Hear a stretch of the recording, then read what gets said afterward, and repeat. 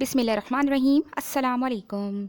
قصہ حضرت اسماعیل علیہ السلام کے زمین پر پیڑ رگڑنے سے زمزم کے جاری ہونے کا۔ سامعین، آج کی ویڈیو میں ہم آپ کو حضرت اسماعیل علیہ السلام کے زمین پر پیڑ رگڑنے سے زمزم کے جاری ہونے کا قصہ سنائیں گے۔ ویڈیو پوری ضرور دیکھیں۔ چلیں ویڈیو کا آغاز کرتے ہیں۔ حضرت ابراہیم علیہ السلام اللہ کے نبی ہیں اور آپ کا لقب خلیل اللہ ہے۔ آپ کی پہلی بیوی کا نام حضرت سارہ اور دوسری بیوی کا نام حضرت ہاجرہ ہے۔ حضرت ابراہیم علیہ السلام نے ایک روز اللہ سے فرزند کے لیے دعا کی اور اللہ پاک نے ان کی اس طرح دعا قبول فرمائی کہ ان کی دوسری بیوی حضرت ہاجرہ حاملہ ہوئیں۔ ان کے ہاں بیٹا پیدا ہوا اور فرشتے کی بشارت کے مطابق اس کا نام اسماعیل رکھا گیا۔ حضرت ہاجرہ کے بطن سے اسماعیل کا پیدا ہو جانا حضرت سارہ پر بے حد شاق گزرا۔ وہ حضرت ابراہیم علیہ السلام کی پہلی اور بڑی بیوی قدیم سے گھر کی مالکہ تھیں، جبکہ چھوٹی بیوی حضرت ہاجرہ ان کی خدمت گزار تھیں۔ انہی سب باتوں کے پیش نظر حضرت اسماعیل علیہ السلام کی ولادت کو حضرت سارہ کے لیے سہانے روح بنا دیا تھا۔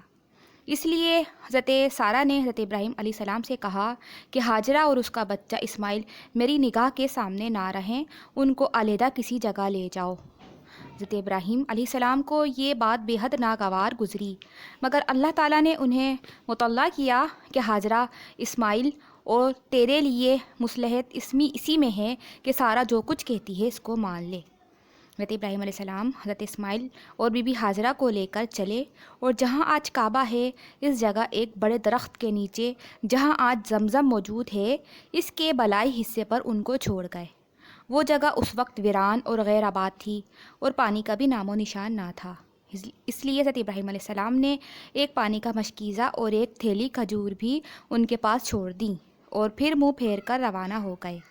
بی بی ہاجرہ ان کے پیچھے پیچھے یہ کہتی ہوئی چلیں، اے ابراہیم، ہم کو ایسی وادی میں کہاں چھوڑ کے چل دیے جہاں نہ آدمی ہے نہ آدم اور نہ کوئی مونس و غم خوار۔ بی بی ہاجرہ برابر یہ کہتی جا رہی تھیں، لیکن حضرت ابراہیم علیہ السلام خاموشی سے چلے ہی جا رہے تھے۔ آخر بی بی ہاجرہ نے دریافت کیا کہ کیا تیرے خدا نے تجھ کو یہ حکم دیا ہے؟ تب حضرت ابراہیم علیہ السلام نے فرمایا، ہاں، یہ خدا کا حکم ہے۔ بی بی ہاجرہ نے جب یہ سنا تو کہنے لگیں، اگر یہ خدا کا حکم ہے تو بلا شبہ وہ ہم کو ضائع اور برباد نہیں کرے گا۔ پھر وہ واپس لوٹ آئیں۔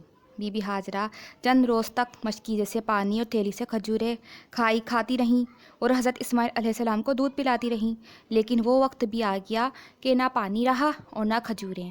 تب وہ سخت پریشان ہوئیں۔ وقت گزرتا گیا اور گرمی کی وجہ سے پیاس کی شدت محسوس ہوئی اور اس پیاس کی شدت کی وجہ سے حضرت ہاجرہ کوہ صفا و مروہ پر دوڑیں۔ وہاں بھی کہیں پانی نظر نہ آیا۔ اسی طرح 7 دفعہ صفا مروہ پر دوڑنا سنت بی بی ہاجرہ ہے۔ حاجی اسی طرح 7 مرتبہ دونوں پہاڑوں پر دوڑتے ہیں۔ بی بی ہاجرہ حضرت اسماعیل علیہ السلام کو جس جگہ آج زمزم ہے لٹا کر گئی تھیں۔ جب واپس آئیں تو آ کر دیکھا کہ حضرت اسماعیل علیہ السلام پیاس کی شدت سے جس زمین پر پیڑ رگڑ رہے تھے اسی جگہ بحکم خداوندی پانی کا فوارہ جاری ہوا ہے اور فضل خدا اب تک وہ چشمہ زمزم جاری و ساری ہے اور قیامت تک جاری رہے گا انشاءاللہ۔ یہ کیفیت دیکھ کر بی بی ہاجرہ بہت خوش ہوئیں اور کہنے لگیں کہ الحمدللہ، یہ مبارک فرزند اللہ تعالیٰ نے مجھے عطا فرمایا ہے۔ پھر وہ پانی بی بی ہاجرہ نے خوب سیر ہو کر پیا اور مٹی اور پتھر لا کر چاروں طرف سے اس پانی کو بند کر دیا تاکہ پانی پھیلنے نہ پائے۔ ایک روایت کے مطابق اگر بی بی ہاجرہ وہ پانی بند نہ کرتیں تو وہ تمام مکے کی حدود میں قیامت تک جاری رہتا۔ سبحان اللہ۔ سامعین، یہ ایک بہت پیارا قصہ ہے کہ کیسے حضرت اسماعیل علیہ السلام کے پیر رگڑنے سے زمزم جاری ہوا، جو آج تک جاری ہے، جس میں شفا ہے، جو آج بھی حاجی حضرات تبرک کے طور پر لے کر آتے ہیں۔ اللہ تعالیٰ ہم سب کو مکہ جا کر زمزم پینا نصیب کرے، آمین۔